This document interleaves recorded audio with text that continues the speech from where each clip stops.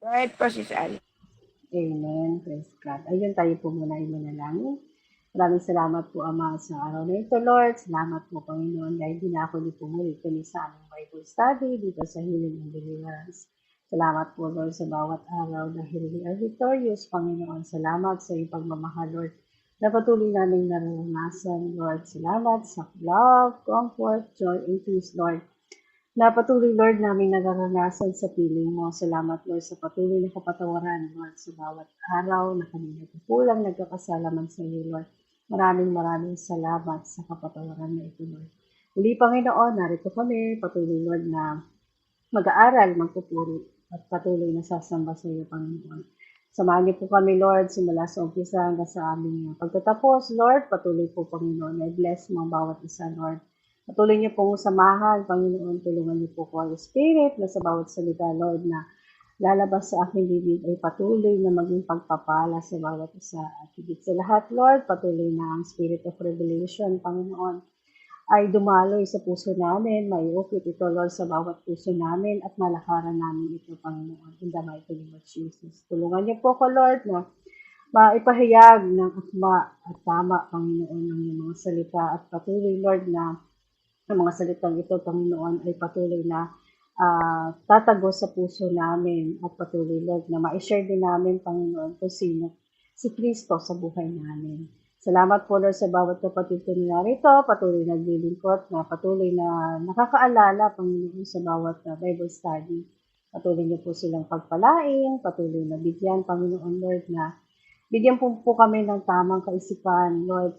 I declare, Panginoon, na we have a renewed mind in the mighty name of Jesus. Patuloy, Lord, na italas niyo po ang aming, hasain niyo po ang aming mga tenga, Panginoon, na makarinig. Patuloy, Lord, na mag-focus kami, Lord, sa mga oras na ito, sa aming pakikinig upang sa gayon, Lord, na makatulong ito sa aming araw-araw na pamumuhay. Salamat po muli, Lord. Ito pong aking dalangin sa pangalan ni Jesus. Amen. Amen. Ito po ang ating title na si Kristo ang tunay na buhay. Sabi po sa Mateo 4:4, ngunit sumagot si Jesus, nasusulat hindi lamang sa tinapay na bubuhay ang tao, kundi sa bawat salitang nagmumula sa bibig ng Diyos. Isa sa pinakamalalim na tukso na haharapin ng tao ay hindi lang tungkol sa kasalanan, kundi tungkol sa source ng buhay, na ang trabaho ng kaaway ay ilayo tayo sa kaunawanan tungkol sa katotohanan, na kung anong meron sa mananampalataya ay si Jesus ang source. Ito yung patungkol sa identity natin. Ano ba yung identity natin? Ito po yung anak tayo ng Diyos. Ito ay bagong creation. Tayo ay bago na. Tayo ay mahal at pinili ng Panginoon.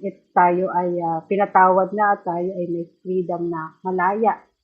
Tayo ay nakaupo sa kanan, sa trono ng kanan ng Diyos. Minsan nakala natin ang laban ay tama versus mali, kasalanan versus kabanalan. Pero mas malalim na level, ang tunay na laban ay saan ka kumukuha ng buhay. Sa Mateo 4:4, makikita natin na si Jesus hindi lang bilang halimbawa, kundi bilang revelation ng tunay na buhay. Si Jesus ay nasa ilang, 40 araw na walang pagkain, gutom, mahina ang katawan, at doon mismo dumating ang tukso. Kung ikaw ang anak ng Diyos, gawin mong tinapay ang mga batong ito. Pansinin natin ito. Hindi agad tinutukso si Jesus na gumawa ng masama.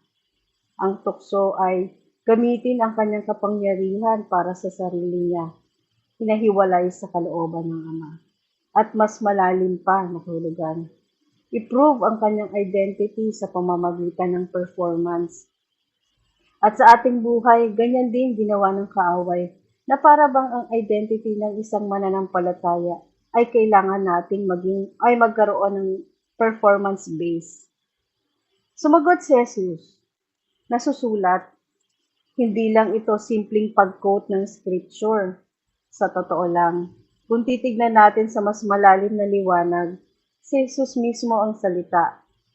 Hindi lang siya gumagamit ng salita, siya ay nagpapakita ng bilang salita na may laman at kapangyarihan.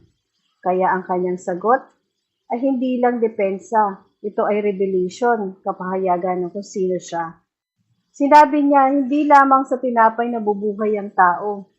Hindi niya sinasabing mali ang tinapay, hindi niya rin sinasabing hindi mahalaga ang provision. Ang sinasabi niya ay mas mataas na source ng buhay. Dahil ang tinapay, yung panandalian lang, pisikal lang, limitado. Pero ang buhay na galing sa Diyos, ito ay eternal, spiritual, hindi nauubos. Ito ang gusto ipakita ni Jesus. Hindi siya dependent sa sitwasyon, sa resources, sa eternal provision. Siya ay nakadepende sa Ama. Ang tunay na buhay ay hindi galing sa supply. Ito ay galing sa source at ang source ay hindi bagay. Ito ay persona. Ito ay si Jesus. Kundi sa bawat salitang lumalabas sa bibig ng Diyos, ang salitang salita dito ay hindi lang impormasyon. Hindi ito basta verses na akala natin ay mag-quote tayo ng verse na panlaban sa kaaway, na ang ibig sabihin nito ay living expression, buhay na paglabas o pagpapakita ng Diyos. At sa pinaka-ultimate na kahulugan, ang salitang iyon ay si Kristo. Again, ang tukso ay is about identity ni Christ. Kasi ang sabi, kung talaga bang ikaw ay anak ng Diyos, at ganyan din sa atin ngayon, ang kaaway, inaalis niya ang understanding natin about our identity natin kay Kristo. At gusto niya tayo dalhin sa mag-perform ka na kung anak ka ng Diyos. Kaya maraming believer na akala na ang identity ay nakukuha sa performance base. Pero dito, pinapakita ng ibig sabihin, lumalabas sa bibig ng Diyos ay kung ang ipinahayag na ang Diyos sa mga mananampalataya. Dito natin makikita hindi lang sinasabi ni Jesus kung paano mabuhay yung tao. Ipinapakita niya na siya ang buhay. Hindi lang siya nagbibigay ng tinapay. Siya ang tinapay ng buhay. Hindi lang siya nagsasalita ng salita, siya ang salita. Kaya ang punto ng Mateo 4:4 ay hindi magbasa ka ng Bible para mabuhay, kundi ang tunay na buhay ay matatagpuan kay Kristo lang magmumula. Ang verse na ito ay galing sa Deuteronomio 8:3. Ito ay tungkol sa Israel sa ilang. Binigyan sila ng mana, pero nagreklamo sila, nag-doubt sila, nabigo sila. Pero si Jesus, hindi siya bumagsak, hindi siya nagduda, hindi siya kumilos sa hiwalay sa Ama. Bakit? Dahil siya ang true Israel, perfect Son. Kung saan nabigo ang tao, doon nagtagumpay si Kristo. Kaya ngayon, dito na nagiging power ang revelation. Sa New Covenant, hindi ka nahiwalay kay Kristo. Hindi mo kailangang gayahin siya para maging katanggap-tanggap.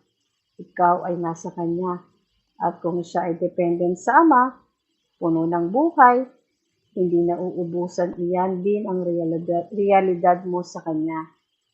Kaya ang application natin ay hindi tungkol sa pagiging legalistic.